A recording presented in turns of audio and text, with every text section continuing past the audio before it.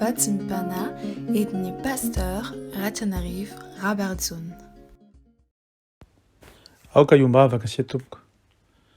Ny voninahitra ny eo dia honao Andriamanitra ray sanaka ry fanahy masina, ray pahary, zanaka mpamonjy fanahy masina, mpampianatra sy mpananatra. Falo ny fonay raha tafoana aminao amin'izao fotoana izao, ary dia mangataka aminao indrindra mamindra fo aminay ka mamelany elokay, manadiovana amin'ny aranao sarobidy Jesosy mba hahafahanay ho afaka tokoa amin'ny fahotana sy ny tsy fahamarina rehetra. Hatreo amin'ny fanahy masina izay ho voninahitra ao izao fotoana izao ary, koa dia mitenena araka ny fombanao vonikendry izay mpanomponao. Dia raha laza haja saotranao Andriamanitra ray sanaka fanahy masina, aminay kosa ny fiteny manambiampy amin'ny anaranao Jesosy Kristy avy any Nazareta. Alleluia. Amen. Mbola ampitombona amintsika mandrakariva ny fahasoavana mampiadanana avy amin'ny Amanitra ray sanaka fanahy masina. Amen. Ny tenin'Andriamanitra izay ivitorantsika teraka izay voalahatra ao amin'ny Lioka toko faharoa amby roapolo, ny andininy raika amby enimpolo sy ny andininy faharoa amby enimpolo. Luc chapitre 22, versets 61 et 62. Amin'ny anaran'i Jesosy. Ary ny tompo nitodika dia nijery Petera. Ary Petera nahatsiaro ilay tenin'ny tompo nolazainy taminy hoe, raha tsy mbola misy akoho haneno anio dia andahy intelo ianao. Ary nivoaka Petera dia nitomany mafy indrindra. Amen. Izay no mitondra antsika amin'ny lohateny hoe avela haneno ny akoho. Izao tantara ny Petera izao dia tenin'Andriamanitra efa fandrentsika matetika.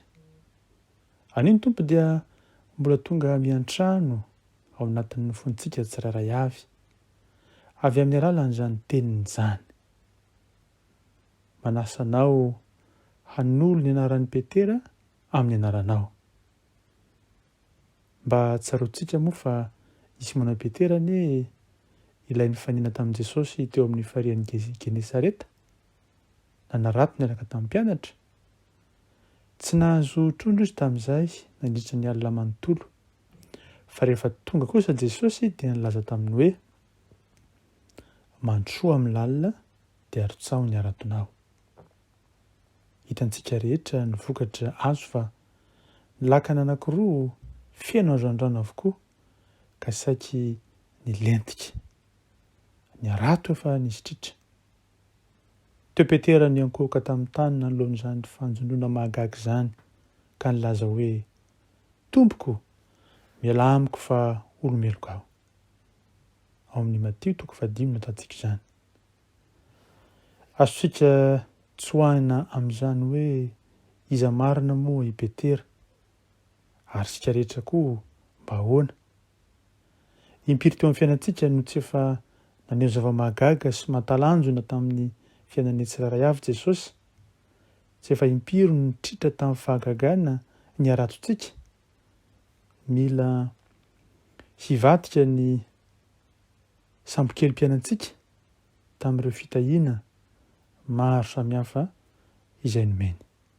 Fa inona kosa no navalintsika an'i Jesosy Kristy ao anatin'izany rehetra ny tokoa no mpahatsiavan'ny tompo amintsika amin'izao tantara izao, fa Petera no nifanatrika mivantana tamin'i Jesosy, ary dia nitovy tamin'ny telo ihany ny toe-po, ny toe-tsaina, ny toe-panahiny Petera manoloana ny Hafatra, izay nataon'i Jesosy milohany hiatrehan'ny tompo ny fahoriana mangindy indrindra teo amin'ny fiainany.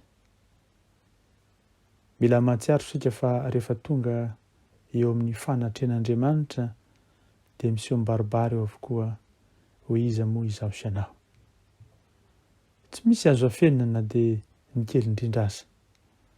Izany nahatonga ny Jaona apôstôly nilaza hoe, raha hoy isika tsy manana ota isika dia mamita tena, ary ny marina tsy ato anatintsika. Jaona 1:9. Moa tsy mitovy tahaka ny Petera va ny kristianina amin'izao fotoana izao? Na dia efa misy aza ny fotoana hifanenana sy hiaonana amin'ilay mpamonjy dia Jesosy Kristy. moa tsy mbola mitoetra anatintsika va ny fitiavana andany Jesosy sy ny anatanteraka ratsy ho an'ny namana amin'ny lafiny maro samihafa? Aza avela re haneno akory ny akoho vao tonga saina hiala amin'ny ratsy sy ny fampitana isika. Fa tsarovy ny mason'i Jesosy izay mijery sy mifanena amin'ny masontsika mba hanaitra ny saintsika.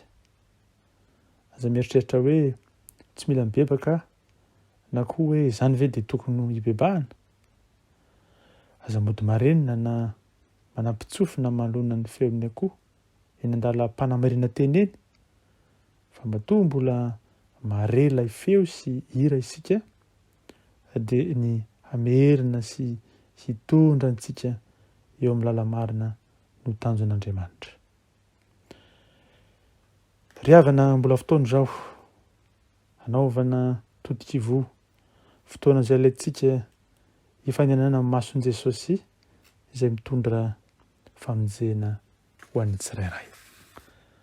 Izany no ampirisian'ny tenin'Andriamanitra ho an'ny mpino kristianina tokoa manao hoe raha miaiky ny fahotantsika isika dia mahatoky sy marina izy ka mamela ny fahotantsika sy manadio antsika ho afaka amin'ny tsy fahamarinana rehetra. Fa raha hoy isika tsy manota isika dia mampandangy azy isika ary ny teniny tsy ao anatintsika. Jaona 1:1-9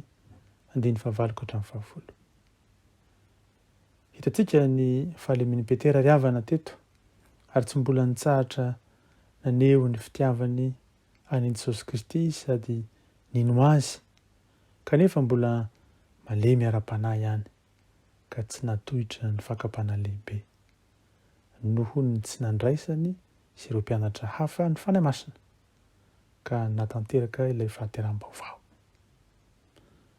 Tamin'ny andro nitsanganan'i Jesosy Tompo masy tamin'ny maty vao niraisin'izy ireo ny fanatrehan'ny fanahy masina ka nahazoan'izy ireo fiainam-baovao. Anio ary havako, aza vela haneno intsony ny akoho fa andeha hiverina indray ao amin'i Jesosy Kristy ilay fahazavantsika mba hahazoantsika tsirairay ny fanadiovana ka ahafahantsika voatahiry amin'ny alalan'ny fanahy masina. Ny fanahy masina hiasana antsika ary ahazoantsika manompo maso amin'i Jesosy ilay tiantsika niaritra ny mafy indrindra ho antsika tsirairay ary mifona ho antsika eo an-tanakavan'Andriamanitra iray. Ho an'Andriamanitra ny voninahitra ho antsika ny fiadanany sy ny fahatongavantsika saina hiverina aminy marina tokoa. Amen. Aoka iombavaka sy tompoko. Ry Jesosy tomponay eo, misaotra sy mankasitraka anao izay ny amin'ny tenina tokoa.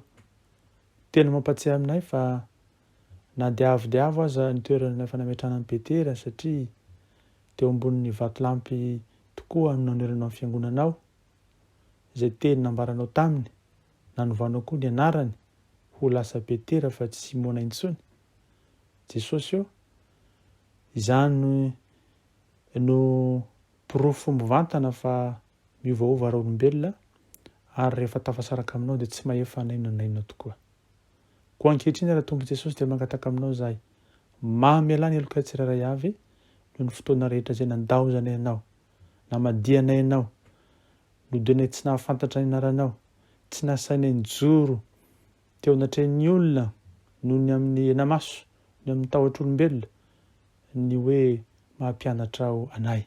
Mamindrafo aminay Jesosy malalo, mamelany elokay.